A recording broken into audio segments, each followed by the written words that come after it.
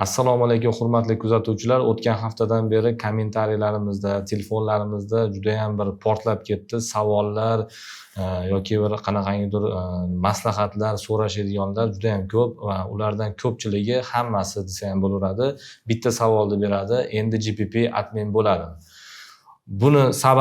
Bu savollarga sababi asosiy sabab qilib ko'rsatadigan narsamiz bu o'sha Kunuz muxbirlarining o'sha GXP markaziga bo'lgan nima deydi so'rovnomasi, bildirgan so'rovnomasi, ular asosida javob xati bo'ldi. Nimaga deganda GXP markazi o'sha Kunuz muxbirlariga shunday javob berdiki, o'sha bizani o'zi ichki buyrug'imiz asosida bu narx siyosati belgilangan, narx siyosatini biz o'zimiz o'sha belgilaganmiz. Lekin o'sha Adliya vazirligini bergan hisobotida bu narx siyosati o'sha ekspertizadan o'tmaganligi va hozirgi kunda GXP markazi tomonidan o'sha nima deydi belgilangan narx siyosati qayta ko'rib chiqilganligi haqida xabarlar oldik. Endi dorixonalardan kelayotgan asosiy savollardan biri bu GPP inspeksiyasi yoki GPP sertifikatini majburiy qilish yo'qoladimi degan savol. Endi men sizlarga aytayotgan bu fikr, bu o'zimning shaxsiy fikrim, qayerdandir yoki qayerdadir bu fikrni bir tadbiq qilib nimagadir javob berishni xohlayman. Bu meni o'zimning fikrim. GPP inspeksiyasi, GPP tekshiruvi yo'qolmaydi. Nimaga?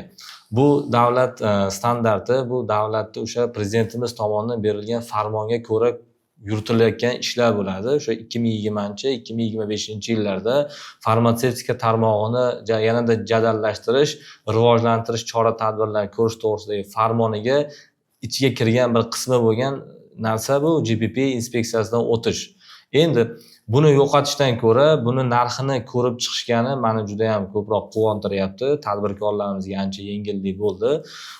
Shu kungacha birlamchi inspeksiyadan o'tish 8 milliondan oshiqroq deb belgilangan bo'lsa, hozirgi kunga kelib mana 20-oktyabrdan beri 4 million 500 ming atrofida narx chiqyapti. Bu sizlarga 4 millionga yaqin o'sha nima deydi arzonlashish kuzatilganini bildiradi.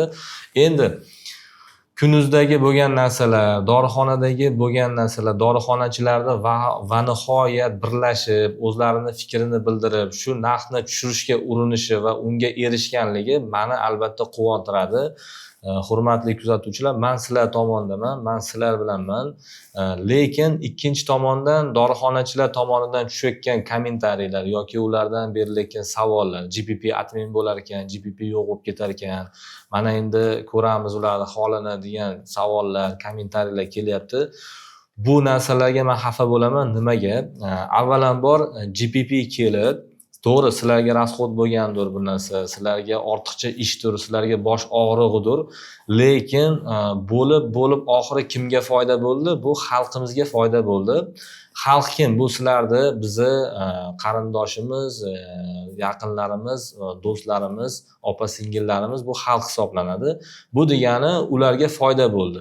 Bizni farzandlarimizga, bizni yaqinlarimizga foydali narsa bo'lgandan siz ham men ham manfaatdor bo'lishimiz kerak. Bundan faqat bo'g'ilib, siqilib, kuyunib bo'lmaydi. Nimagaligini aytaman.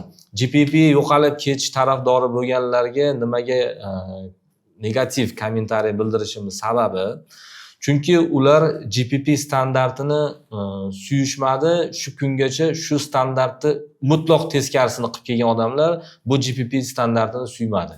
Nimaga? Dori vositalarini saqlashda o'sha saqlash qoidalariga rioya qilmagan. Endilikda ikkita xolodilnik olish kerak. Endilikda konditsionerlarni qo'yib, postoyanni 24 ga 7 harorat va namlik nazorati qilib borish kerak. Bunaqangi qilib borsa, bitta aptekachi aytayapti menga qoplamaydi-ku. Qanaqasiga qoplamasa, sen ishlamagin. Chunki agar qoplamaydigan bo'lsa, dorini noto'g'ri saqlab sotishga bu imkon bor yoki sharoit bor degani emas.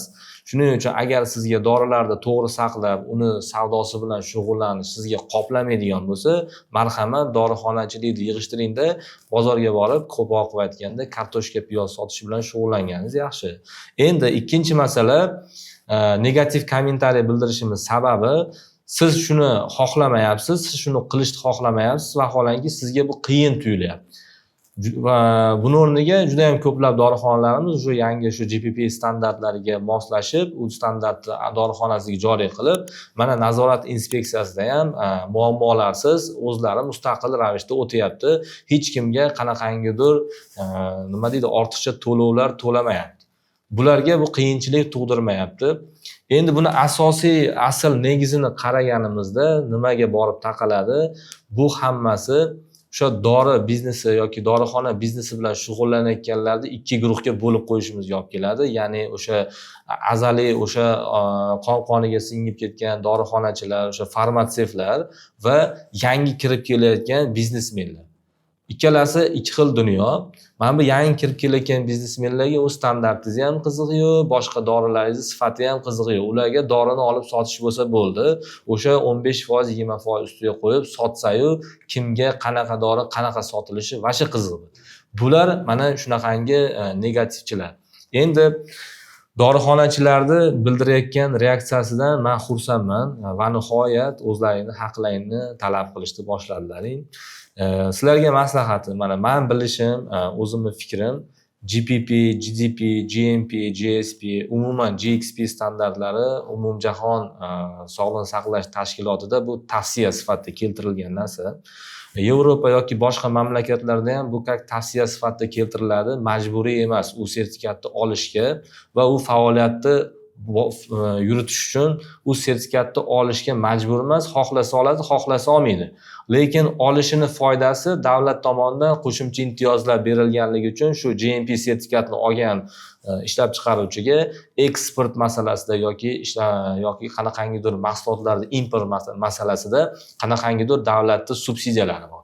Shuning uchun Yevropada yoki boshqa mamlakatlarda GMP ishlab chiqaruvchilar GMP ni olish ularni o'zini intereslarida, ya'ni qiziqishlarida bor. Endi O'zbekistonda buni majburiy qilib qo'yishdan boshqa chora ham yo'q edi, hurmatli tinglovchilar, kuzatuvchilar. Chunki qo'pol qilib aytganda, boshimizda kaltak bilan turmasa biz to'g'ri ishlamas ekanmiz, to'g'ri yurmas ekanmiz. Buni men mana 2 yildan beri praktikamda ko'rib kelyapman. Qaysi tashkilotga, qaysidir ko'plab tashkilotlarga hammasi emas, borganimda dorixona bo'lsin, distributor bo'lsin, ishlab chiqaruvchi bo'lsin, umuman 1 yil oldin GPP ni, GMP ni, GDP ni olgan, lekin 1 yildan уже 11 oy bo'lgan, asar ham qolmagan shu standartda. Shunaqangi tashkilotlar bor. Shuning uchun bizda GMP, umuman GXP sertifikatsiyasini majburiy qilib qo'ygan, faqatgina aholimiz uchun foydali. Sizlar kuyunmanglar, sizlardan rasxod ketyapti yoki qanaqangidir oshiqcha ish ketyapti. Agar sizlar to'g'ri ishlasalaring, to'g'ri ish olib borsalaring, sizlarga oshiqcha bosh og'rig'i tug'dirmaydi bu umuman GXP standartlari. Faqatgina to'g'ri ishlashni bilishimiz kerak. Yevropa nimaga hech kim GXP bo'yicha inspektor kelmaydi, lekin ular to'g'ri ishlayveradi. Bilmayman nimagadir, ular o'sha institutda o'rganganini borib turib o'sha ishxonasida qiladi. Qanday dorini yaratish kerak, qanaqa qilib transportirovka qilish kerak, amal qilaveradi.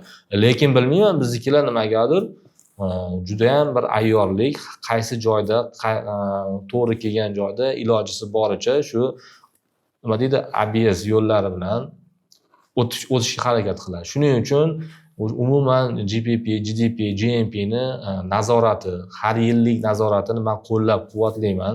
Sizlarga oshiqcha ish, sizlarga oshiqcha rasxod, lekin negizida aholi uchun foydali bo'lgan nima deydi, yaxshilik kuzatiladi. Endi bundan tashqari sizlar dalshi harakat qilinglar, men sizlar bilanman. Nazorat inspeksiyalarini yoki o'sha qayta inspeksiyalar, KAPA hisobotlarni topshirgandan keyingi qayta inspeksiyalarni bepul holatga keltirishdi.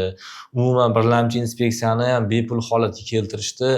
Agar erishsalaring shu maqsadga, men faqatgina sizlar uchun xursand bo'laman. Tadbirkorlarni moddiy tomondan o'sha nima deydi, mablag'lari tejalib qolish tarafdoriman.